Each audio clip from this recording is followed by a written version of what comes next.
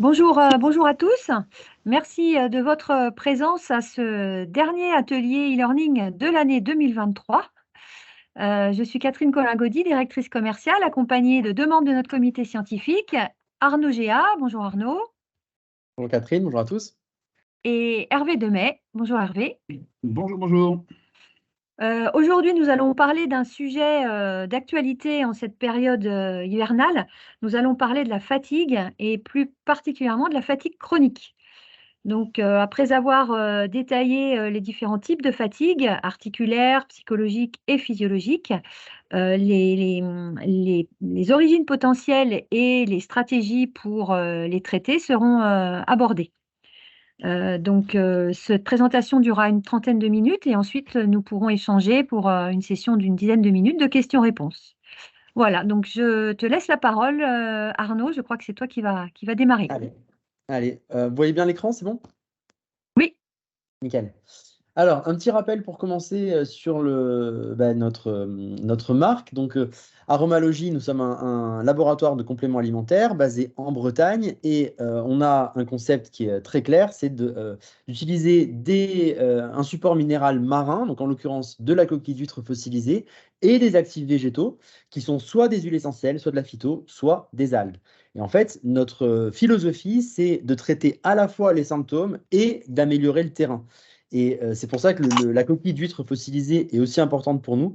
C'est parce qu'elle va permettre de remonter le pH plasmatique, en tout cas de lutter contre l'acidose.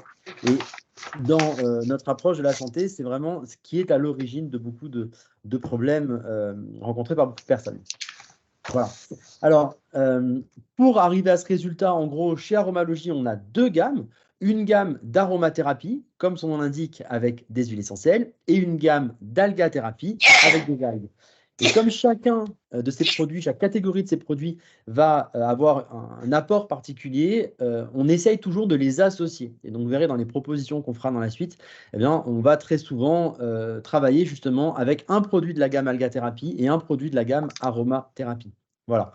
Vous le savez aussi, quand on utilise des huiles essentielles, on a aussi quand même des précautions à prendre. Et donc, l'intérêt d'avoir comme chez nous des produits qui sont préformulés avec des huiles essentielles, eh bien, c'est d'assurer une sécurité pour le patient. Et donc, c'est exactement ce qu'on va retrouver ici avec une très bonne tolérance digestive, une prise sécurisée avec un dosage qui est optimal. Et tout ça, évidemment, c'est validé par des experts. Voilà. Alors, dans notre gamme d'aromathérapie en particulier, on utilise toujours des huiles essentielles de qualité la meilleure possible, hein, avec toutes nos huiles essentielles sont chémotypées, c'est-à-dire qu'elles sont analysées pour bien déterminer leur composition. On utilise ensuite des huiles essentielles qui sont biologiques. On a le même principe pour les algues marines, dès qu'on peut, elles sont de culture bio. Et voilà, tout ça pour avoir les produits de la meilleure qualité possible. Alors, après cette présentation global, on va entrer dans le vif du sujet et parler de l'atelier qui va nous occuper aujourd'hui, qui est la fatigue. Voyons comment finalement on peut aborder ce sujet qui est un sujet assez complexe. Et donc, pour déjà structurer un petit peu notre exposé, on a décidé de vous présenter le sujet global de la fatigue avec autour de trois thèmes principaux. D'abord, on va parler de la fatigue mécanique. Donc, ce qu'on appelle la fatigue mécanique, finalement, c'est tout ce qui va toucher les problèmes ostéo-articulaires. Voilà. Ensuite, la fatigue psychologique, le fait de manquer de motivation, de manquer d'entrain. Et puis, la fatigue physiologique, qui est peut-être la fatigue à laquelle on pense le plus spontanément. C'est vrai qu'il y a beaucoup de choses à dire sur ce registre-là. Et donc, si on cherche à donner une définition globale à la fatigue, hein, qui va regrouper donc les trois aspects que je viens de présenter, on pourrait dire que c'est un état qui résulte de contraintes physiologiques ou psychologiques qui aboutit à un déséquilibre de l'homéostasie, ce qui va toucher donc les principales fonctions de l'organisme. Je vous rappelle que l'homéostasie, c'est vraiment ce concept qui regroupe tous les mécanismes de régulation qui assurent la constance, l'équilibre du milieu intérieur. Et quand on se sent fatigué, eh bien, ça veut dire que nos mécanismes de régulation ne fonctionnent plus tout à fait normalement. Et nous, on va chercher non pas simplement à masquer la sensation de fatigue, mais à agir sur la cause, à se dire, ben voilà, s'il y a cette sensation-là, d'où ça vient et qu'est-ce qu'on peut faire pour agir sur ces causes-là. C'est vraiment la philosophie qu'il y a derrière toute notre réflexion chez Aromalogie. Alors, malgré tout, quand on ressent un état de fatigue, eh bien, le but, c'est quand même, certes, d'améliorer ce qui a déclenché cet état, mais aussi de faire en sorte que la personne se sente rapidement mieux. Et pour ça, on a deux produits qui sont vraiment centraux dans notre réflexion autour de l'accompagnement de la fatigue, c'est Alga Vital et Tonic. Alors, pourquoi ces deux produits? Eh bien, on le voit ici sur le code de couleur. Déjà, Alga Vital est un produit de la gamme Alga Thérapie et Tonic est un produit de la gamme Aromathérapie. Donc on voit bien déjà que dès le départ, on va chercher à associer les deux gammes. Alors pourquoi ces deux produits? Eh bien parce que chez Alga Vital, on va avoir un ensemble d'algues qui va amener les vitamines et les minéraux dont l'organisme a besoin pour fonctionner normalement. Et on revient sur la notion d'homéostasie dont on a parlé tout à l'heure, hein, qui est vraiment d'amener tout ce qu'il faut pour que l'organisme puisse réguler normalement son fonctionnement et s'adapter finalement aux conditions environnementales. Chez le tonique, là, on va avoir aussi des huiles essentielles, des extraits de plantes qui vont amener tous les éléments, tous les signaux aux cellules pour renforcer leur fonctionnement. Et avec tonique, on va travailler essentiellement au niveau du fonctionnement de la mitochondrie, hein, puisque vous savez bien que la mitochondrie dans la cellule, c'est un petit peu notre centrale énergétique, notre centrale nucléaire, hein, et c'est elle qui va produire l'énergie dont la cellule a besoin pour fonctionner. Donc avec ces deux compléments alimentaires, l'un qui amène toutes les vitamines et les minéraux nécessaires au fonctionnement des cellules et l'autre qui stimule le fonctionnement des mitochondries, pour résumer, eh bien, on a vraiment un duo, un couple qui va travailler de concert et de manière très efficace. Alors, si maintenant on détaille de façon un petit peu plus précise la fatigue mécanique, hein, je reviens sur cette diapo-là, c'est le premier point qu'on va aborder, donc les problèmes au niveau ostéo-articulaire. Alors, là aussi, l'idée, c'est d'essayer de comprendre un petit peu d'où ça vient.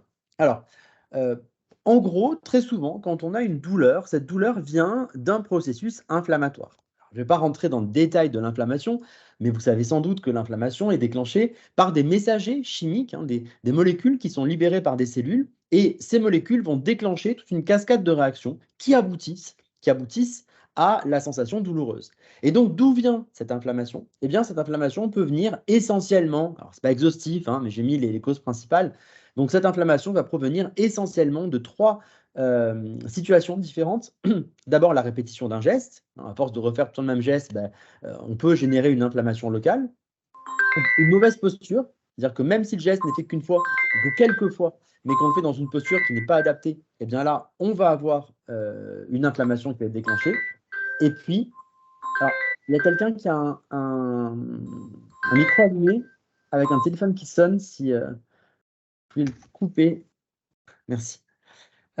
Et puis, on peut avoir aussi une fragilité ou une prédisposition, hein, parce que c'est aussi l'inflammation peut avoir cette origine-là. Et donc, qu'est-ce qu'on va proposer comme solution par rapport à tout ça? Eh bien, on va pouvoir proposer, toujours pareil, dans nos produits, les trois catégories d'ingrédients qu'on associe, des algues, la coquille d'huître fossilisée et de la phytoaromathérapie. Alors, si maintenant on entre vraiment dans le vif du sujet à propos de ce thème-là, eh bien, on a deux produits qui sont spécifiquement adaptés à la fatigue d'ordre ostéo-articulaire, c'est Alga Pro et Articulaire. Pourquoi? Parce que ces deux compléments alimentaires vont permettre en particulier aux sportifs de mieux supporter sa charge d'entraînement. Alors, ça peut aussi bien se concevoir en termes de récupération, donc après l'effort, qu'en termes de préparation à l'effort. Pourquoi? Eh bien, toujours pour les mêmes raisons. Vous avez compris, je pense maintenant comment on fonctionne. Avec Alga Pro, on est dans la catégorie algathérapie. Donc, on va amener les vitamines et les minéraux indispensables au fonctionnement des cellules. On va permettre aux cellules de métaboliser correctement les nutriments issus de l'alimentation. Ce n'est pas Alga Pro qui amène des nutriments, on vient de comprendre. C'est des petits comprimés, des petites gélules. Ce n'est pas ça qui amène les nutriments nécessaires. Mais ça aide les cellules à métaboliser les nutriments issus de l'alimentation. Vous voyez le principe? Et on couple ça au complément alimentaire articulaire qui, lui, contient des huiles essentielles et de la phytothérapie. Et on va avoir dans ce complément alimentaire des ingrédients actifs qui vont lutter contre la production de ces messagers de l'inflammation et contre les réactions oxydatives. Et vous savez bien que quand on a une réaction oxydative, ben, très souvent, c'est aussi une réaction qui favorise la dégénérescence. Donc, tout ça mis bout à bout va permettre de mieux supporter la charge d'entraînement et d'éviter cette fatigue finalement osteoarticulaire, soit d'éviter qu'elle s'installe, soit quand elle est là, de faire en sorte qu'elle soit résolue plus rapidement. Voilà. Donc ça, ce sont vraiment les 2 points qui sont très importants en lien avec le sport. Mais on sait bien que la fatigue ostéo-articulaire, elle n'est pas que liée à l'effort. On peut avoir d'autres situations qui ne sont pas liées à un geste sportif. En particulier, l'une des situations qu'on rencontre parfois, ce sont des situations où il y a une douleur ostéo-articulaire liée à une dégénérescence. Hein, c'est le cas, par exemple, de tout ce qui est ostéoporose ou arthrose, par exemple. Hein, c'est vraiment de la dégénérescence des articulations. Et l'un des points sur lesquels je voulais vraiment insister et qui n'est pas toujours très connu, c'est le lien entre le pH plasmatique et la dégradation des structures osseuses. Alors, regardez sur cette illustration qui est tirée d'une étude dont les références sont situées dans la partie basse de la diapositive. Vous savez qu'au niveau des os, il y a différents types de cellules. Et on a en particulier un type de cellules qu'on appelle les ostéoclastes. Et ces cellules sont responsables de la dégradation de l'os. Alors, des fois, c'est pas très clair tout ça, mais il faut savoir que l'os est en permanence dégradé parce que quand il est dégradé, ensuite il est reconstitué. Et donc, c'est une manière de renouveler l'os. Hein. L'os est vraiment une structure qui est dynamique en permanence. Il est dégradé, reconstitué. Et donc, on a ces cellules, les ostéoclastes, dont le rôle est de dégrader l'os. Et bien, ce qu'on voit ici, c'est que l'activité des ostéoclastes, donc des cellules qui dégradent l'os, est d'autant plus élevée. Donc, l'activité de ces cellules est plus élevée que le pH plasmatique est bas. Autrement dit, que le pH est acide. Et donc, ce que ça veut dire, pour faire très simple, c'est que les os tendent à se dégrader plus rapidement lorsque le pH plasmatique est acide. Alors, en gros, comment est-ce que ça se justifie tout ça? Eh bien, parce que le fait de dégrader de l'os va permettre justement de tamponner cette acidité. Et ça, c'est un point qui est vraiment important parce que ce n'est pas toujours très clair quand on parle de ça. On se dit, oui, mais mon pH plasmatique, il ne bouge pas. Oui, c'est vrai qu'il ne bouge pas. Il est toujours autour de 7,4, hein, grosso modo. Mais à quel prix? Eh bien, justement, au prix de la dégradation des os. C'est parce qu'on dégrade de l'os que, justement, on libère des substances tampons dans le plasma qui font que le pH plasmatique peut ne pas varier. Donc, en fait, c'est comme si on disait ça ne varie pas, sans tenir compte que cette non-variation est due à un système de régulation. Et ce système de régulation, il a un coût. Et le coût, c'est l'intégrité osseuse. Je pense que vous voyez où je veux en venir. Nous, notre démarche chez Aromalogie, c'est d'utiliser des produits qui vont limiter justement la dégradation de l'os pour compenser la baisse de pH plasmatique. Et ce produit-là, c'est le lithotame.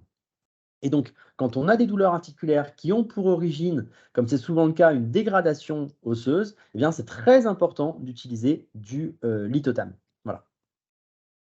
Alors, un autre aspect, donc là, pour résumer aussi de façon un petit peu même caricaturale, hein, disons, c'est pas grave, mais disons que l'ithotame, c'est vraiment, par exemple, dans les situations d'arthrose, dès qu'on a une dégradation de l'os, d'os hein, ou des structures articulaires, eh bien, c'est au lithotame qu'il faut penser. Si on a un processus plutôt inflammatoire, donc là aussi, pour être très caricatural, plutôt de l'arthrite, eh bien là, il faudra utiliser des messagers qui vont favoriser la résolution de l'inflammation. Et ces messagers ont tous en commun le fait de venir des oméga 3, le fait de dériver des oméga 3. Et donc, il est important d'avoir une alimentation qui apporte suffisamment d'oméga 3. Et je pense que vous voyez là aussi où je veux en venir, notre complément alimentaire oméga 3 permet de s'assurer d'avoir des apports suffisants en ce type d'acide gras. Alors, je ne vais pas trop développer les oméga 3, vous savez qu'on a fait d'autres ateliers e-learning, en particulier, on en a fait un il n'y a pas très longtemps, ça devait être septembre ou octobre, septembre, oui, c'est ça, sur les oméga 3. Et donc, vous pourrez les retrouver sur la chaîne YouTube. Et vous verrez qu'on a vraiment développé le rapport oméga 3, oméga 6. Pourquoi il est très important de faire attention justement à nos apports en oméga 3 et en particulier dans les situations de douleur articulaire. C'est vraiment ça qui va être prépondérant. On peut tout à fait associer les deux produits. J'ai parlé du lithotame dans les situations de dégénérescence et des oméga 3 dans les situations plutôt pro-inflammatoires. Eh bien, on peut tout à fait prendre lithotame oméga 3. C'est vraiment une base sur laquelle on peut s'appuyer quasiment de manière quotidienne pour rééquilibrer notre terrain qui a malheureusement tendance un petit peu à subir les désagréments liés à notre alimentation qui n'est pas toujours parfaite, entre guillemets. Voilà. Alors, voilà pour cette situation donc, de fatigue plutôt articulaire. Et puis, on va passer au deuxième thème qui nous semblait important, c'est la fatigue psychologique. Alors, dans la fatigue psychologique, en gros, là aussi, pour résumer, c'est vraiment le manque d'entrain, hein. C'est le fait de ne pas avoir, finalement, de ne pas ressentir l'énergie qui va nous permettre de faire face aux situations du quotidien, d'avoir du mal à se lever le matin, d'avoir du mal à trouver l'énergie pour finalement accomplir ces tâches journalières. Et donc, on peut avoir plusieurs causes à l'origine de cet état. Alors, j'en ai mis quelques-unes, là aussi, on n'est pas du tout, on n'est pas du tout exhaustif. Par exemple, une situation stressante, une baisse des performances intellectuelles, un manque de sommeil, un syndrome dépressif, tout cela va favoriser cet état dans lequel on va manquer d'entrain. Et donc, on voit bien, en gros, que si on fait un petit peu le lien entre tout ça, hein, on va mettre en jeu des neuromédiateurs, finalement, une carence en certains types de neuromédiateurs, en particulier dopamine, sérotonine, hein, qui sont vraiment ce couple de neuromédiateurs qui va jouer sur notre faculté à ressentir du bonheur, finalement, hein, donc du plaisir à ce qu'on fait, et puis de l'entrain à affronter la journée qui nous attend. Et donc, par rapport à ça, on a deux produits clés qui sont vraiment là pour justement redonner un petit peu cette flamme finalement qui peut parfois nous faire défaut. Là aussi, deux produits, un pour la gamme aromathérapie, un pour la gamme algathérapie, Alga Relax et Sérénité. Et le fait d'associer les deux va permettre là aussi de travailler sur les neuromédiateurs qui sont impliqués dans ce type de situation. Alors, je vais pas, là aussi, hein, le but, c'est pas de détailler chaque produit, mais c'est vraiment de faire de balayer comme ça toutes les situations de fatigue. Mais n'oubliez pas qu'on a quand même toute la gamme d'Inhaler qui est aussi très intéressante pour supporter les états où on manque un petit peu d'entrain. Et puis, on aura d'ailleurs très bientôt d'autres inhalers qui vont sortir, qui vont encore comme ça élargir la gamme d'états dans lesquels on pourra agir. Voilà, en tout cas, pensez bien à ce couple Alga Relax, Sérénité, pour justement remonter les neuromédiateurs qui peuvent être un peu en berne quand on est dans ce type de situation. Allez, on attaque le dernier point pour la fatigue, qui est donc la fatigue physiologique.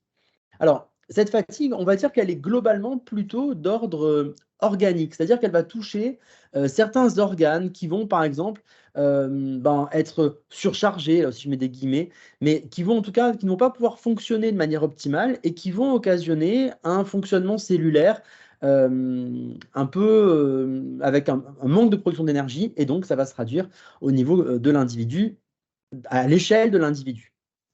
Alors, ce qui est hyper important là-dedans, et là, vraiment, c'est un point sur lequel je ne saurais trop qu'insister, c'est que quand on est dans un état de surmenage, par exemple, si euh, vous rencontrez quelqu'un qui est en burn-out, typiquement, la demande de la personne pourra être, il faut que je supporte mieux la pression.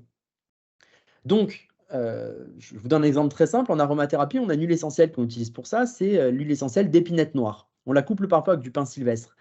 Et on peut utiliser en massage sur le bas du dos, quoi, grosso modo. Le problème quand on fait ça, c'est qu'on va stimuler les surrénales qui vont produire encore plus d'hormones de stress. Et donc, finalement, on va permettre à la personne de supporter encore plus de pression qu'elle ne s'impose déjà. Donc, en fait, on renforce le cercle vicieux dans lequel elle est. Et donc, il faut vraiment faire très attention quand on a une personne qui est justement en état de surmenage à ne pas répondre forcément à sa demande de mieux supporter la pression, parce que justement, c'est la pression qui est la cause de son problème. Donc, au contraire, il faut amener la prise de conscience que il faut arriver à changer un petit peu de situation pour ne plus être dans cet état de surmenage. Et à partir de là, on peut proposer des solutions qui vont amener un nouvel équilibre. Et ça, c'est vraiment un point sur lequel j'insiste beaucoup. Ne répondons pas de manière un peu aveugle aux demandes de réponse à un stress. C'est d'abord essayons de chercher sur quelle est l'origine du stress, est-ce qu'on ne peut pas agir là-dessus plutôt que de répondre aux symptômes. Voilà. Alors, une fois qu'on a fait attention à cet aspect-là, on va pouvoir réfléchir un petit peu plus à ce qu'on peut faire dans ce type de situation. Et là, on est face à une situation qui est un peu complexe, puisque quand on parle de fatigue physiologique, en fait, elle peut avoir énormément de causes différentes. Et donc, ça veut dire qu'il va falloir arriver à identifier la cause potentielle principale pour en déduire la bonne stratégie. Alors, moi, je vous ai proposé ici, pour faire très simple, trois situations assez basiques, hein, mais qui vont, avec quelques questions très très simples, permettre d'identifier déjà une cause potentielle. Alors, si Un patient vient vous voir, par exemple, en disant, bah voilà, je suis fatigué, hein, c'est souvent ce terme-là, sans qu'il y ait trop d'autres éléments précis autour. On peut poser la question simplement à quel moment est-ce que vous êtes le plus fatigué? Si on a une fatigue postprandiale qui est très importante, hein, si vraiment il y a un gros coup de barre après le repas, on peut supposer une surcharge hépatique. Dans ce cas-là, la stratégie, ça sera plutôt de faire une détox hépatique. Et on a pour ça, chez Aromalogie, un complément alimentaire qui s'appelle tout simplement hépatique, qui va permettre, en renforçant le foie, de mieux supporter les contraintes environnantes et donc de permettre aux patients de ne plus subir cet état de fatigue important. Alors, quand je dis ça, ça ne veut pas dire que l'état de fatigue n'est qu'après le repas, hein, mais c'est qu'il y a vraiment cet état de somnolence après le repas qui est particulièrement prononcé. Ça, c'est un signe. Il y en a d'autres, hein, la langue chargée, le fait d'avoir des douleurs quand on se couche du côté droit, par exemple, quand on s'endort, enfin, c'est un inconfort, plus qu'une douleur, pardon. Bon, tout ça sont des signes qui vont orienter plutôt vers une cause hépatique. Évidemment, chez la femme, une des causes potentielles d'une fatigue chronique, c'est la préménopause. C'est quand même une phase de transition qui chamboule pas mal la physiologie féminine, et donc c'est de s'intéresser à ça. Si c'est le cas, si effectivement la fatigue est éventuellement due à cette période de ménopause ou préménopause, eh bien on a là aussi un complément alimentaire qui va permettre d'accompagner la transition, et c'est le Femina Plus. Alors, c'est un complément alimentaire qui est très efficace, très intéressant pour dans cette phase-là, et qu'on va coupler avec oméga 3 et lithotame. Hein, c'est vraiment là, j'ai envie de vous dire, si on peut, c'est vraiment associer les trois produits, Femina Plus, lithotame, oméga 3. Et là, c'est hyper intéressant au moment de la ménopause, pour plusieurs raisons, mais pour faire très simple, parce que la femme ménopausée est sujette à l'ostéoporose. Donc, on prend du lithotame pour justement lutter contre l'ostéoporose. Et on sait aussi que chez la femme ménopausée, il y a une augmentation du risque cardiovasculaire qui est prévenue par des oméga 3. Vous voyez que chez ce type de profil, c'est hyper important de cibler aussi oméga 3 et lithotame, en plus du Femina Plus qui va venir compenser les déficits hormonaux.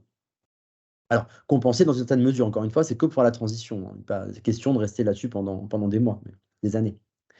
Ensuite, dernier point, s'il y a globalement une baisse générale de la vitalité, sans qu'il y ait vraiment de cause clairement identifiée, et bien dans ce cas-là, on retombe sur l'association que je vous ai proposée au début du diaporama. On va chercher à renforcer l'énergie dans les cellules avec une stimulation du fonctionnement mitochondrial et un apport des minéraux et des vitamines indispensables au fonctionnement cellulaire. Et pour faire ça, on utilise tonique et alga vital. Donc, rappelez-vous, le complément alimentaire de la gamme algathérapie et de la gamme aromathérapie. Voilà. Alors, j'insiste pas sur les posologies, hein, tout est indiqué sur les flacons. Vous avez en plus des délégués pharmaceutiques qui vont pouvoir vous expliquer tout ça en détail. Donc, il ne faut pas hésiter à vous rapprocher d'eux pour avoir plus d'informations à ce sujet. En tout cas, vous voyez que au niveau de la fatigue, si on synthétise un petit peu tous ces aspects-là, ce qu'il faut retenir, c'est que l'aspect il manque le mot quand on cherche euh, ah, ah, ça m'énerve quand je trouve pas un mot comme ça. C'est pas diagnostic, mais c'est le fait qu'on on essaye de synthétiser tous les symptômes d'une personne pour arriver à trouver la cause. Le tableau clinique. Oui, c'était pas le mot que je cherchais, mais c'est l'idée. Merci Catherine. Euh, Mais bon, ça fait rien, ça me reviendra quand je ne chercherai plus, c'est toujours comme ça. En tout cas, voilà, c'est effectivement cette histoire de finalement dresser un tableau clinique assez complet pour arriver à identifier la bonne stratégie. Et c'est vraiment ça qui est important. Fatigue ostéo-articulaire, fatigue psychologique, fatigue physiologique. Et dans la fatigue physio, qu'est-ce qui est touché à l'intérieur? Eh bien, avec cette réflexion-là, on a la plus forte probabilité possible de vraiment soulager les patients. Voilà, Merci je vous Arnaud, remercie pour c'était cette. très clair. Est-ce qu'il y a des questions par rapport à la présentation d'Arnaud?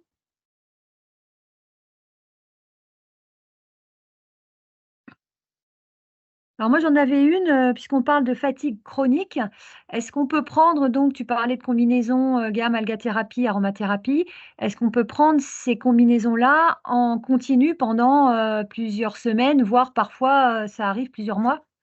Alors, oui, je crois que ça c'est vraiment quelque chose sur lequel on insiste énormément chez Aromalogie, c'est que on ne considère pas que nos protocoles constituent uniquement des cures. Ça peut se prendre en cure si on a un problème ponctuel.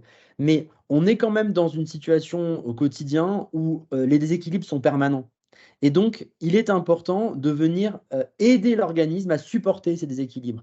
Et c'est pour ça qu'un apport régulier en lithotam et oméga 3, typiquement, ben, c'est hyper important. Et ce serait dommage de ne faire que des cures.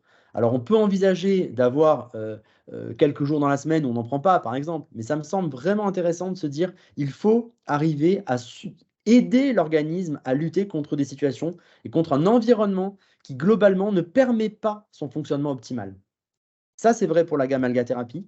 Pour la gamme aromathérapie, ce n'est pas tout à fait la même chose, puisque là, on a des huiles essentielles qui occasionnent une surcharge hépatique quand on les prend de façon trop prolongée. Donc là, au niveau de la gamme aromathérapie, on conseille de ne pas dépasser 14 jours consécutifs. Donc en fait, l'idéal, c'est de faire 5 jours les compléments alimentaires, 2 jours de pause, et on peut recommencer comme ça plusieurs fois. D'accord. Merci Arnaud.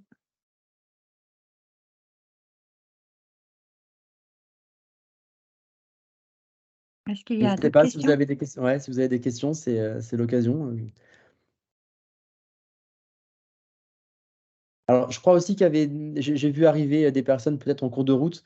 Le e-learning et sera ensuite disponible dans très peu de temps sur YouTube. Vous pourrez revoir du coup le début si vous n'avez pas pu y assister. Il n'y a pas de souci. Oui, tout à fait. Il va être enregistré d'ici une dizaine de jours sur la chaîne YouTube. Voilà. Oui, je pense qu'en termes de philosophie générale, effectivement, Arnaud a pas mal insisté là-dessus, mais il est vrai qu'au quotidien aujourd'hui, un des éléments principaux que l'on met en avant aujourd'hui dans notre démarche, c'est le respect de l'équilibre acido-basique, parce qu'on sait qu'aujourd'hui, dans notre société, l'environnement et notre construction génétique font que de toute façon, on est stressé, qu'on le veuille ou non, que ce stress induit effectivement de l'oxydation, induit un certain nombre de phénomènes, hein. La physiologie fait que de toute façon, on produit des acides et que si on n'est pas capable de corriger ce déséquilibre acido-basique par l'alimentation, ce qui est très très rarement le cas, on sait qu'on va subir de nombreux désagréments liés à ce phénomène d'acidose métabolique. Ça couvre quasiment tous les secteurs de la physiologie. Et donc, un des éléments essentiels, c'est effectivement de commencer par la régulation de l'équilibre acido-basique. Et en ce sens, le lithotam, effectivement, est essentiel. Et à ce titre, comme vient de l'expliquer Arnaud, c'est quasiment un besoin quotidien. C'est-à-dire que vouloir faire une cure à forte dose, pour moi, n'a pas vraiment d'intérêt. Il vaut mieux une petite dose tous les jours qu'une grosse dose une fois de temps en temps, parce que le besoin, il est quotidien. Et on Donc sait le que lithotam de 0 à 99 ans. peut-être pas à partir de zéro, mais à partir de allez, 6 mois, C'est un ça. an, parce que bon, j'ai eu parfois des questions relatives effectivement à l'intérêt de supplémenter des enfants en bas âge. Bon, même s'il n'y a pas de risque fondamental, je considère que tant que l'enfant est alimenté par sa mère par la voie de l'allaitement maternel ou par des laits infantiles de bonne qualité, théoriquement, la supplémentation alimentaire de l'enfant en bas âge n'est pas nécessaire. À une seule exception près, c'est effectivement des carences très marquées de la mère. Si la mère se nourrit très mal, le lait n'aura pas forcément les qualités nécessaires. Mais à cette exception près, normalement, bon, un bébé, enfin un jeune enfant, n'a pas forcément besoin de complémentation alimentaire avant l'âge d'1 an. Bon, il y a des choses qui peuvent ne pas faire de mal, hein, notamment les apports d'iode en particulier, qui sont bien souvent carencés de façon globale dans la population, même dans nos populations occidentales, et même peut-être plus que dans certaines autres populations. Donc le fait de consommer éventuellement quelques extraits d'algues à tout âge, je dirais, va permettre de compenser ce risque lié à la carence en iode, qui n'est pas couvert même avec les apports de sel aujourd'hui, les sels supplémentés. Bon, on a fait un e-learning spécifique sur ce sujet. Vous pourrez éventuellement le revoir. Mais la carence en iode reste un élément essentiel et l'iode est un élément fondamental de la physiologie globale de l'organisme. Ça touche toutes les fonctions via l'intermédiaire des hormones thyroïdiennes. Donc, et l'iode ne sert qu'à ça. Et le Euh, lithotam apporte de l'iode. Le D'accord. litotam apporte de l'iode, en plus effectivement de son apport de carbonate de calcium est essentiel. Le litotam étant d'origine marine, c'est le squelette d'une algue marine. Le litotam contient de l'iode comment dire, à des doses relativement modérées, mais intéressantes quand même, parce que bon, si on prend ne serait-ce que 3 comprimés de litotam par jour, on apporte quasiment l'équivalent de ce que peut apporter l'alimentation classique non supplémentée. Donc on arrive à couvrir les besoins, sachant que, comme on l'a déjà précisé de façon très, très claire dans la présentation relative à cette supplémentation, que l'excès d'iode, enfin, un excès éventuel d'apport d'iode n'a quasiment aucune conséquence dans la mesure où la capacité de fixation est limitée. Que les excès, ils repartent dans les matières fécales, que par ailleurs, le cycle de l'iode dans l'organisme est très court, c'est environ 6 ou 7 jours. Donc, des problèmes liés à des excès d'iode, sauf traitement médical particulier, imagerie médicale ou autre, où là on injecte de l'iode à très très forte concentration, la surconsommation d'iode est très rare d'une part et n'a quasiment aucune conséquence physiologique. Donc, aucun danger à prendre du litotam tous les jours. Au contraire. Je dirais au contraire, oui, c'est Ouais. au minimum une gélule par jour. C'est ce que je fais. Enfin, c'est ce que je fais tous les jours depuis très longtemps déjà. Maintenant, et pas que ça, mais effectivement un peu tous les jours. Bon, même si un jour ou deux on n'en prend pas parce qu'on a oublié son pilulier ou autre chose, c'est pas grave. Dans ces cas-là, éventuellement, on va manger quelques huîtres ou on va manger des fruits de mer. Ça Pas mal compense. non plus, hein. Ouais. Bien, mais s'il n'y a pas d'autres questions, il me reste à vous remercier encore une fois pour votre présence, à vous souhaiter d'excellentes fêtes de fin d'année, une bonne fin d'année 2023 et un bon démarrage 2024. Nous vous donnons rendez-vous le 18 janvier pour notre premier atelier de l'année 2024 à la même heure et on parlera du sommeil. Voilà.